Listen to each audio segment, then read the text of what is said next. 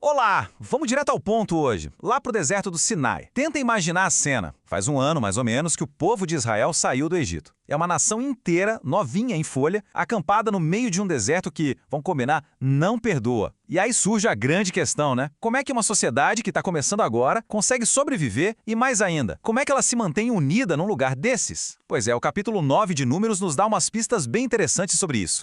Então, olha só que interessante. Esse versículo que a gente vê na tela, ele na verdade fecha o capítulo, mas ele é o coração de tudo. É como se ele resumisse a ideia principal, sabe? A gente está falando de uma comunidade que só se movia e só parava, não por estratégia, nem por instinto, mas seguindo um comando divino. Era esse o ritmo da vida deles ali no deserto. E claro, essa vida em comunidade não demora muito para enfrentar o seu primeiro grande teste. E o foco é justamente o ritual mais importante de todos. O interessante é que não se trata de um ataque de fora, uma rebelião. Não, é um problema que surge de dentro, uma questão totalmente inesperada que coloca à prova as regras que mantinham todo mundo unido. É que a Páscoa, gente, não era só uma festa. Era muito mais do que isso. Era o evento que definia a identidade do povo de Israel. Era aquela lembrança anual de quem somos nós e de onde a gente veio. E a data era super específica. Tinha que ser naquele dia. Era literalmente o pilar da memória coletiva deles. E é aí que o problema aparece. Acontece o seguinte, um grupo de homens tinha tocado num corpo morto, e por causa disso eles ficaram ritualmente impuros, segundo a lei da época. Na prática, o que isso significava?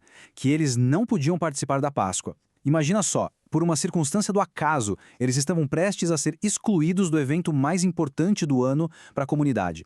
Agora, o que eu acho fascinante aqui é o tom do apelo deles. Não é uma galera revoltada quebrando tudo, longe disso. É um pedido sincero. Eles não estão questionando a lei em si, mas a consequência dela para eles. A pergunta deles é, no fundo, sobre pertencimento. Poxa, a gente quer participar, por que a gente tem que ficar de fora? E a reação da liderança é algo para a gente prestar atenção. Moisés não chega com uma resposta pronta, dura, tipo, a lei é clara, sinto muito. Não. Ele faz uma pausa. Ele basicamente diz, calma aí. Esperem aqui que eu vou ouvir o que Deus tem a dizer sobre isso. Isso mostra um tipo de liderança que não é inflexível, sabe?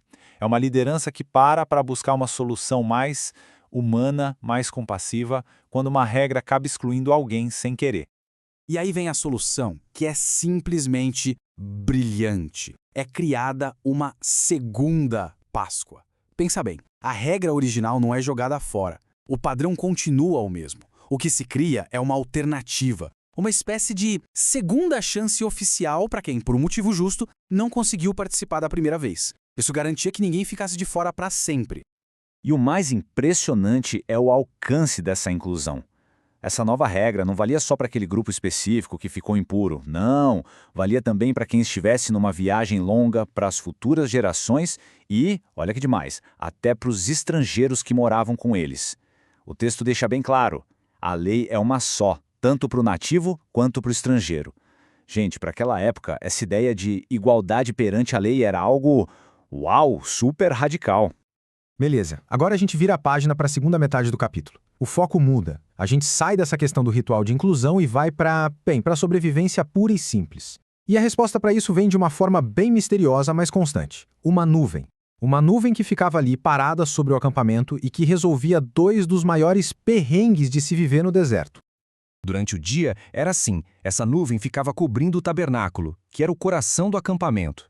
Era uma marca visual que não saía de lá, um lembrete físico, visível, da presença divina bem no meio do povo. Ninguém precisava ficar se perguntando se estavam sozinhos ou não. A resposta estava ali, no céu.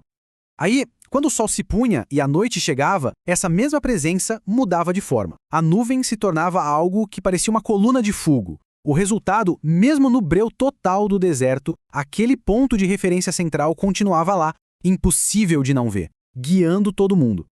E essa presença tinha uma função super prática, vital mesmo. Deserto, como a gente sabe, tem temperaturas extremas. Durante o dia, um calor de matar. À noite, um frio que congela. O texto dá a entender que a nuvem de dia servia como um escudo, aliviando o sol, e a coluna de fogo, à noite, aquecia o pessoal. Era quase como um sistema de climatização sobrenatural. Mas não era só proteção. A nuvem também guiava. Essa era a segunda grande função dela, navegação. Todo o movimento daquela nação, quando sair, para onde ir, quando parar, tudo era decidido pela nuvem. Era, sem brincadeira, o GPS divino deles.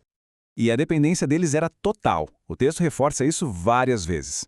Não importava se a nuvem ficava parada por 2 dias, por 1 mês, ou até por 1 ano inteiro. Eles ficavam ali, acampados.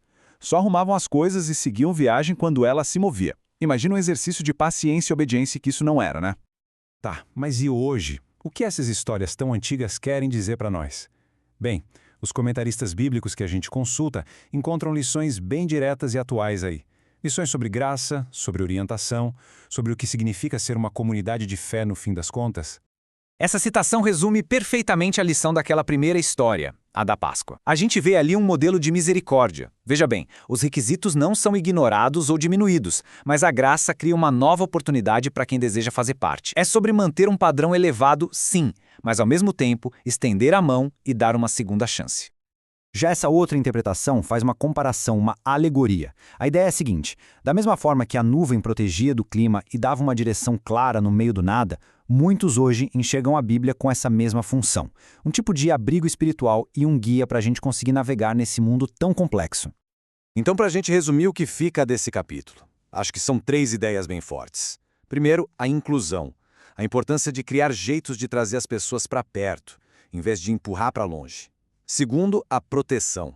A ideia de um cuidado divino mesmo nas piores condições. E terceiro, a orientação.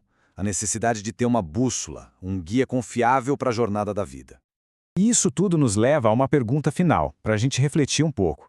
Se a nuvem era aquele guia visível, impossível de ignorar para os hebreus no deserto, o que é que serve como guia no deserto do mundo moderno? O que hoje nos dá orientação, proteção e um senso de comunidade? É uma pergunta que com certeza atravessa os séculos. Valeu por acompanhar a gente nessa análise